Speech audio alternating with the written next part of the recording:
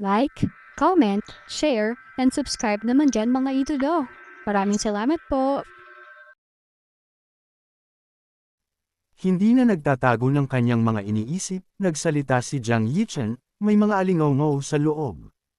Nang palasyo na ang buto ng white citizen ay maaaring makasira sa mga limitasyon ng haba ng buhay ng isang tao, ngunit sa palagay ko hindi. Kung ganoon, ano ang punto ng paghuhukay sa nakalipas na 10 taon?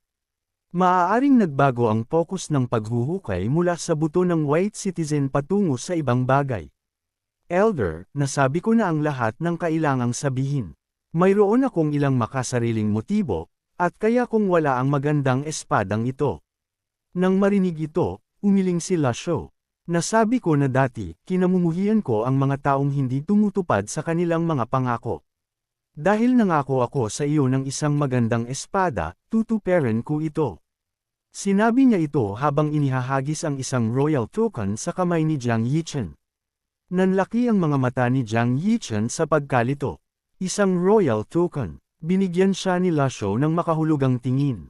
Tama, ang magandang espadang ipinagkakalog ko sa iyo ay ang royal token na ito. Naguluhan si Jiang Yichen. Ang bagay na ito ay magiging lubhang kapaki-pakinabang para sa mga tao sa loob ng palasyo, hindi ba sayang na ibigay ito sa akin?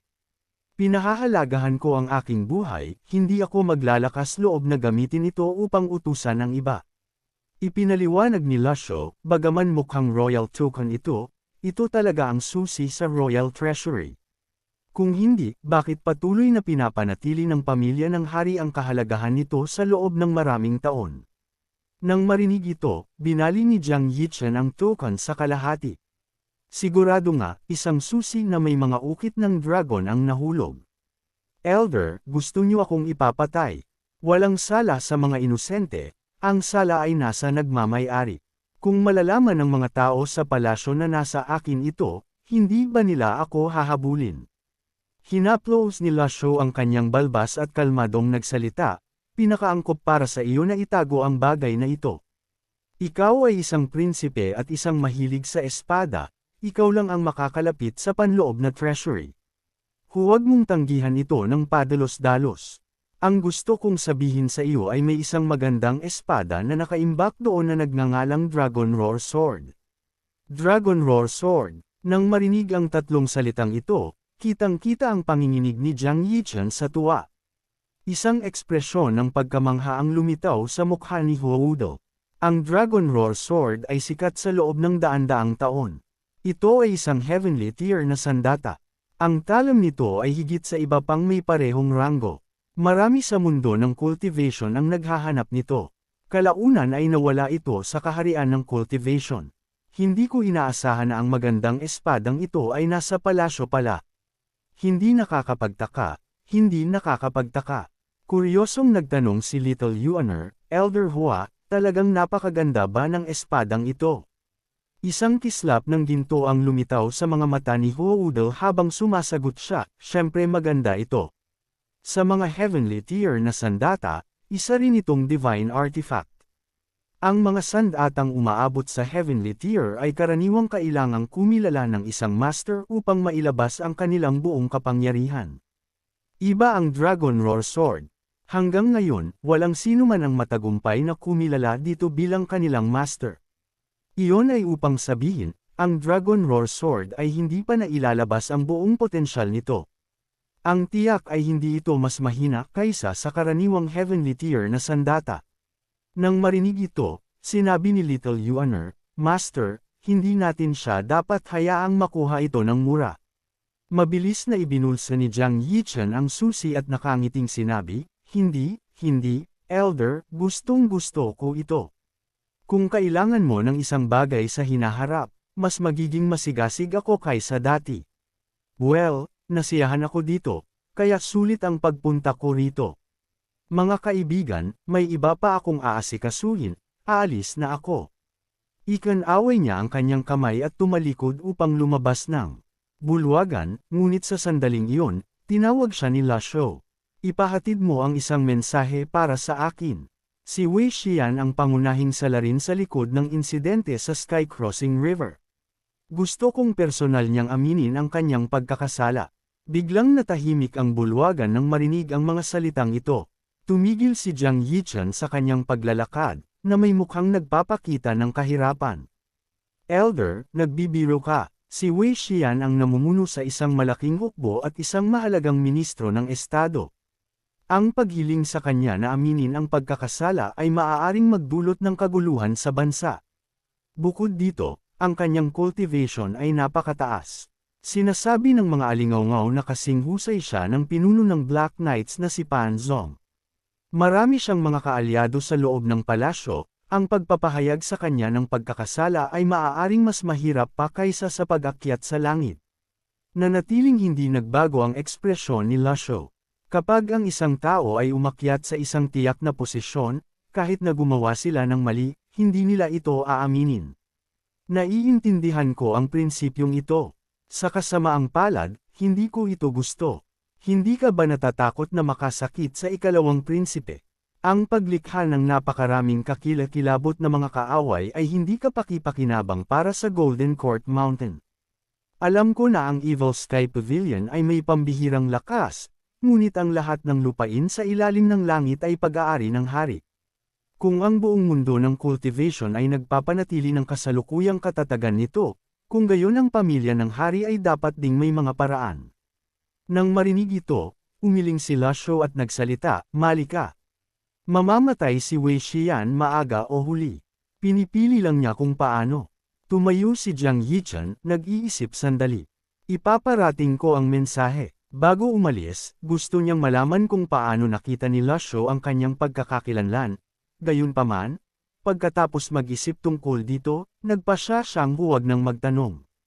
Huwag na lang, hindi ito mahalaga. Column. Matapos sabihin ang mga salitang ito, tumalikod siya at umalis nang hindi na lumingon pa. Bahagyang yumuko si Ming Shirin, "Master, bagaman ang taong ito ay walang pigil at hindi kumikilos tulad ng isang prinsipe, sa palagay ko siya ay may talento. Bakit hindi natin siya panatilihin?" Ikinaway ni Lasho ang kanyang kamay bilang tugon, may iba siyang gamit. Sa puntong ito, humakbang si Huawudel, "Master, may gusto akong sabihin, ngunit hindi ako sigurado kung naaangkop ito." Nang marinig ito, itinaas ni Lasho ang kilay, "Isipin mo ang iyong katayuan, limitado ang aking pagpaparaya." Nang marinig ito, agad na tumanggo si Huawudel, hindi nang ahas na magsalita pa. Tumawa si Ming Shirin at tumingin sa kanya, "Elder Hua, hindi ka na bahagi ng Cloud Sect. Ikaw na ngayon ay isang elder ng Evil Sky Pavilion, isang posisyon na hinahangad ng maraming ngunit hindi makukuha. Kung gusto mong magbago ng isip, maaari kang umalis anumang oras. Magpasya ka kung kaibigan ka o kaaway." Habang bumabagsak ang kanyang mga salita, itinaas ni Duan Musheng ang kanyang Overlord Spear at inihampas ito pababa, na lumilikha ng isa pang butas sa bagong latag na cobblestone floor. Ang mga may masasamang motibo ay papatayin. Tumingin si Lasho kay Huawudel nang walang pakialam. Kung hindi dahil sa nakita niyang mayroon siyang 5 puntos ng katapatan, ang kanyang naunang pagtatanggol kay Ding Fanshu ay hindi sana matitiis ni Lasho. Nang makita ang kanyang matigas na ekspresyon, casual na sinabi ni Lasho, "Ang Six Union Seal ay makapangyarihan, ngunit hindi perpekto." Agad na lumiwanag si Huawudel, na nahuhumaling sa cultivation nang marinig ito. "Mangyaring liwanagan niyo ako, Master." Pagkatapos ay tinanong siya ni Lasho kung ilang dahon ang nabuksan ng kanyang avatar. Sumagot si Huawudel na, wala siyang naging pag-unlad sa loob ng 20 taon at nasa 6 na dahon pa rin. Nang marinig ito, sandaling natigilan sina Duan Musheng at Ming Shirin. Hindi nakapagtataka na hindi kayang sirain ng kanilang salaita na atake ang depensa ni Huawudel. Ang ganoong mataas na antas na eksperto, kahit hindi ginagamit ang Six Union Seal, ang kanyang proteksyon na aura lamang ay higit pa sa kanilang kayang sirain. Kalmadong nagsalita si Lasho, ang North Pavilion ay may mga kasulatan ng Six Union Seal, sa mga kasulatan ng Six Leaf Avatar. Malayang makakapagkonsulta si Elder Hua sa kanila. Agad na yumuko ng may paggalang si Huawudel, "Salamat, Master." Laging sinasabi ng mga tao na ang Evil Sky Pavilion ay nagtatago ng maraming kayamanan. Kung ito man ay mga kasulatan o sandata, ang mga ito ang mga layuning hinahabol ng mga cultivator. Noong nakaraan, sinamantala ng Orthodox sects at Heaven Sword sect ang sirang-harang upang maghanap sa lahat ng dako para lamang sa mga kayamanang ito. Habang bumabalik sa katahimikan ng bulwagan, dalawang babaeng cultivator mula sa Yinyu Palace ang nagmamadaling pumasok. Master, nagkamalay na si Ye Changsan. Natatakot ako na hindi ito maganda. Nang marinig ito, agad na nagtungo si Lasho sa South Pavilion kasama ang ilan sa kanyang mga disipulo. Ang mga babaeng cultivator na naghihintay sa pintuan ay nakita siya at agad na lumuhod upang magbigay galang. Pagbati, Master, hindi sila pinansin ni Lasho at dumiretso sa loob, at matapos itulak ang pintuan, nakita niya si Ye Changsan na nakahiga sa kama, ang kanyang balat at buhok ay lubos na mapatla. Nang makita ang kanyang master na dumating, nagmadali siyang bumangon mula sa kama ngunit aksidenteng natamba sa sahig. Nagpupumilit, nagawa niyang gumapang patungo kay Lasho at tumawag, Master. Pasibong tumingin si Lasho sa kanya. Alam mo na ba ang nangyari? Alam ko na ang aking mga kasalanan ay masyadong mabigat upang matubos. Nagawang sabihin ni Ye Changsan bago siya umubo ng malala. Ang maliwanag na pulang dugo ay tumalsik sa sahig. Ang mga babaeng cultivator sa malapit ay nagmadaling sumuporta sa kanya. Master, mayroon akong isang kahilingan. Gusto kong patayin si Wei Xian gamit ang sarili kong mga kamay upang ipaghiganti ang Fish Dragon Village. Pagkatapos noon, ubusin ko ang aking kamatayan. Kalmadong tumingin si Lasho sa kanya. Sa iyong nawasak na cultivation, paano mo mapapatay si Wei Xian? Naiwan si Ye Changsan na walang imek, ang kanyang mukha ay mas mapatla pa. Dahil sa kanyang kasalukuyang estado, hindi na banggitin ang pakikipaglaban sa mahusay na si Wei Xian, mahihirapan siyang labanan ang mga ordinaryong tao. Kung hindi dahil sa masusing pangangalaga mula sa mga babaeng cultivator ng Yinyu Palace, sino ang nakakaalam kung anong estado siya ngayon? Ipinagkanulo mo ang iyong master, dinungisan ang reputasyon ng Evil Sky Pavilion, at nakagawa ng maraming kasalanan. Mayroon ka bang sasabihin? Tanong ni Lasho. Habang nakikinig dito, napakamot ng ulo ang mga tao sa gilid. Master, mayroon ka pa bang reputasyon na dapat alalahanin? Lumuhod si Ye Changsan sa lupa at magalang na sumagot, wala akong sasabihin.